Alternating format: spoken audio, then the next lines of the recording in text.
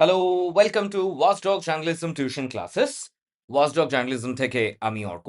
আজকে আমাদের আলাপ আলোচনার বিষয় হচ্ছে কমিউনিকেশন রিসার্চ, যেটা ডিএসসি 13 6M আমাদের ক্যালকাটা ইউনিভার্সিটিতে রয়েছে এবং আরো পরবর্তীকালে আরো বিভিন্ন মানুষজনেদেরও থাকবে।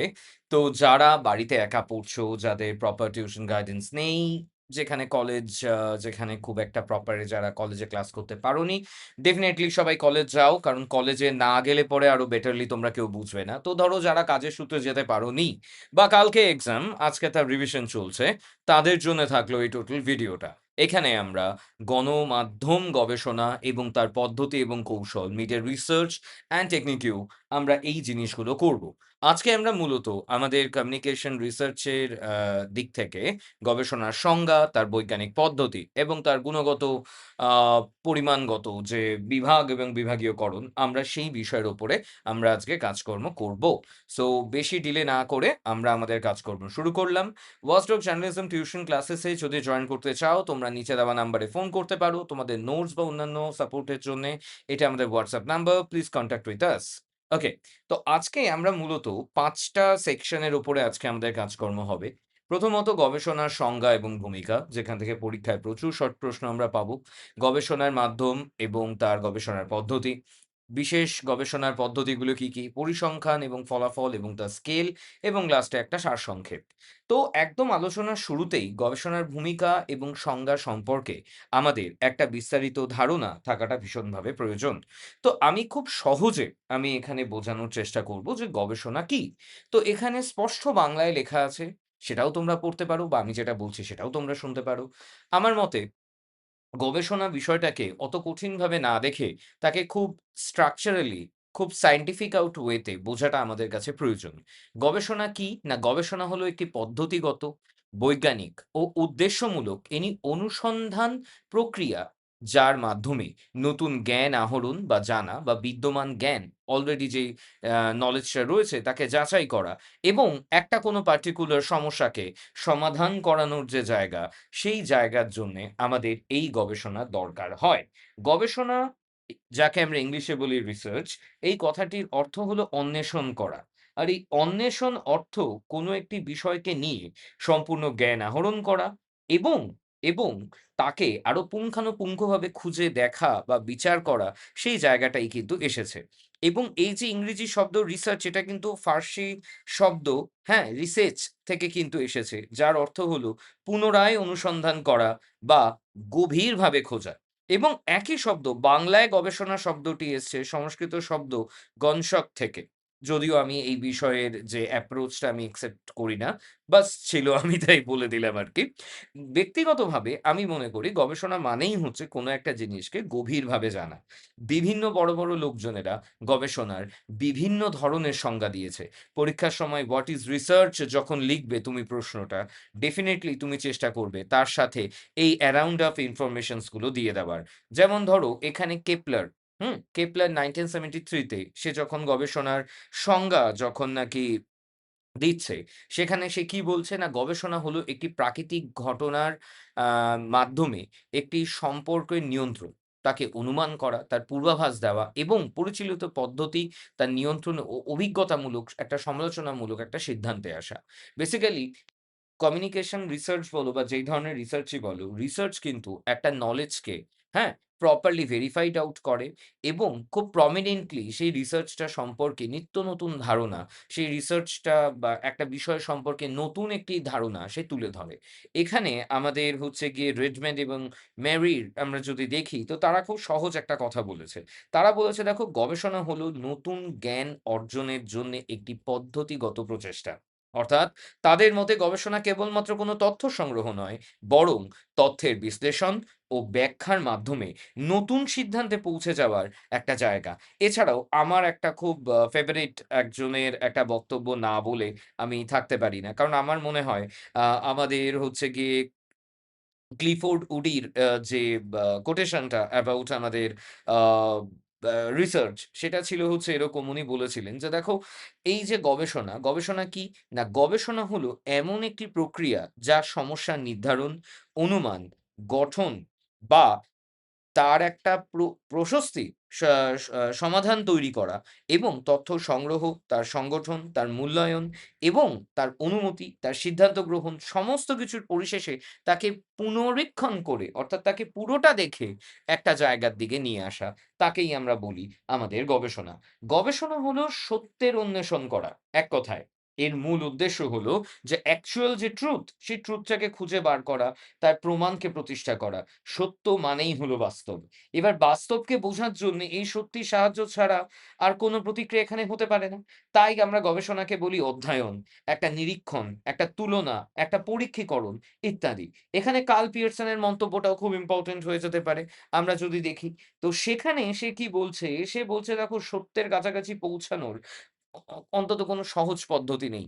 অর্থাৎ গবেষণার মাধ্যমে আমরা সেই সত্যের দিকে পৌঁছে যাওয়ার একটা বিশেষ পদক্ষেপ, একটা বিশেষ ধারণার পদক্ষেপ আমরা এখানে তৈরি করতে পারি।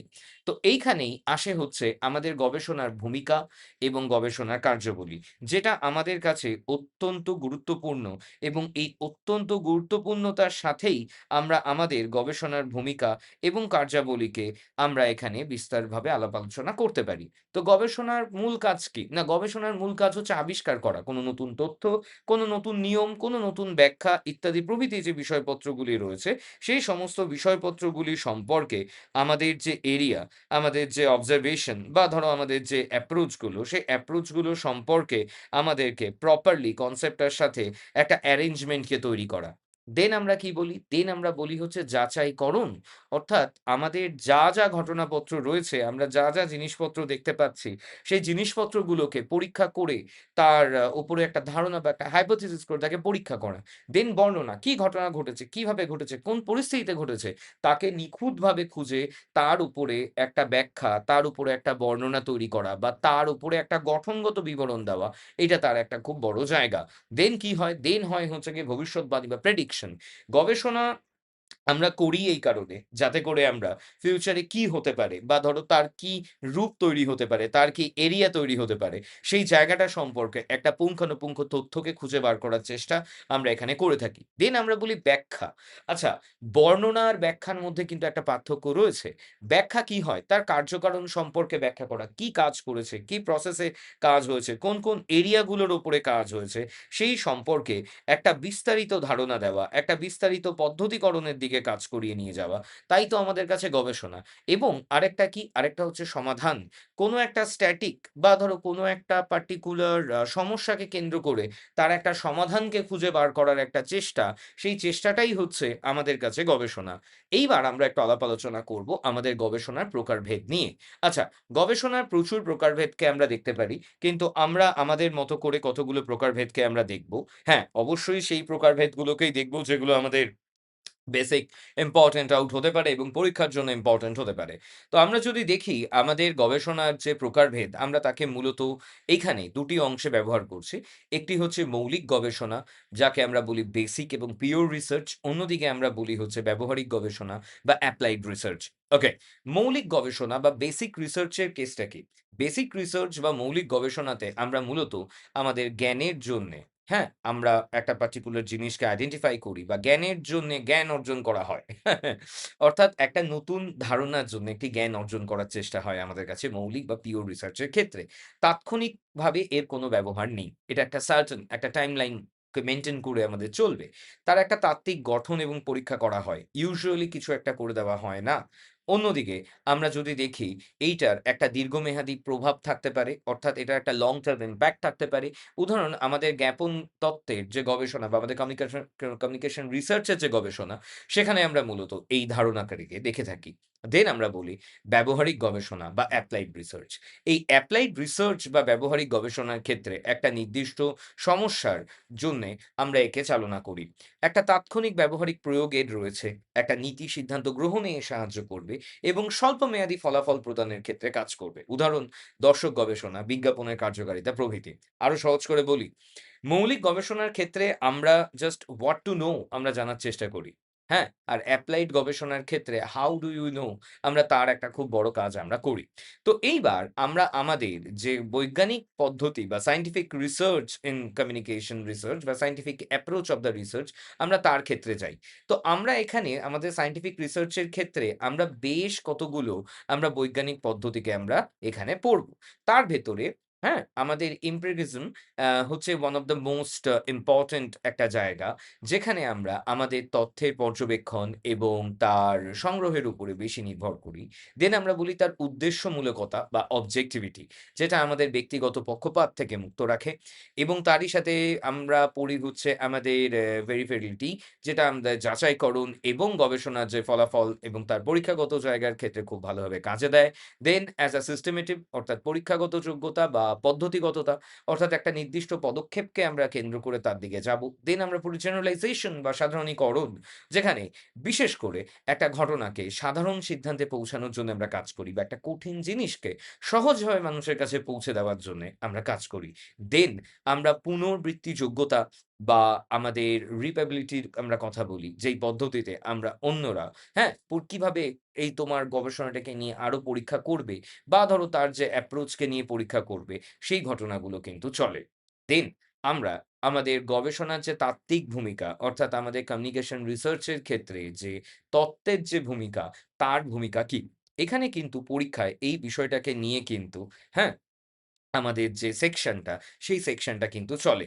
এবার এই জায়গার ক্ষেত্রে আমরা কিভাবে কাজ করব, কাদেরকে নিয়ে কাজ করব, কোন collaborations এরিয়ার উপরে কাজ করব, হ্যাঁ? সেই জায়গার ক্ষেত্রে আমরা কিভাবে আমাদের যে অ্যাপ্রোচ গুলোকে নিয়ে কাজ করব, তার নেচার গুলো আমাদের এখানে থাকে, তার অ্যাপ্রোচ গুলো আমাদের এখানে থাকে। তো মূলত একটা গবেষণার ক্ষেত্রে একটা থিওরি কি কাজ করে? না, ও পথপ্রদর্শক হিসাবে কাজ করতে পারে। একটা গবেষণা কিভাবে করব, কোন পদ্ধতির সাথে করব, কোন পদ্ধতিটা আমার এই কাজের জন্য বিশেষভাবে উপকার দিতে পারে, আমরা তার একটা কাজ করি।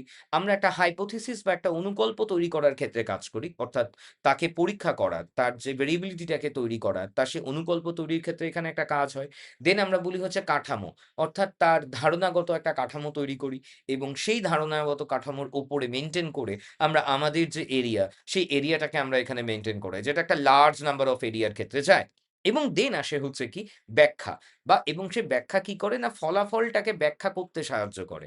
আমাদের তত্ত্ব এবং গবেষণার মধ্যে একটা পারস্পরিক সম্পর্ক রয়েছে।